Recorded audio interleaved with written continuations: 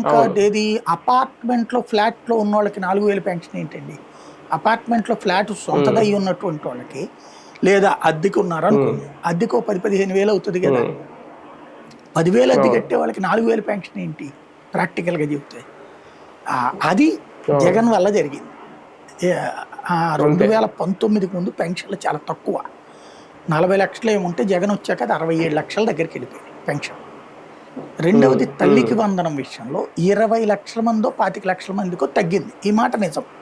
ఏది వీళ్ళు చెప్పేది టోటల్గా రిజిస్టర్ అయ్యే విద్యార్థుల సంఖ్య పరంగా చూస్తే అయినటువంటి వాళ్ళు 85 లక్షల దాకా ఉంటే వీళ్ళు 65 ఇస్తున్నారని చెప్తున్నారు. ఎస్ కరెక్టే. కానీ వాళ్ళే క్లెయిమ్ చేయట్లేదు కదా, వాళ్ళు మధ్యతరగతి, ఎగువ మధ్యతరగతి. భాష్యం స్కూల్లో ఉన్నోడికి డబ్బులు ఇచ్చేది ఏంటి? తల్లికి వందనం. లేకపోతే కనుక అదేది కెనడీ స్కూల్లోను చైతన్య స్కూల్లో చదివే వాళ్ళకి తల్లికి వందనం డబ్బులు ఏంటి?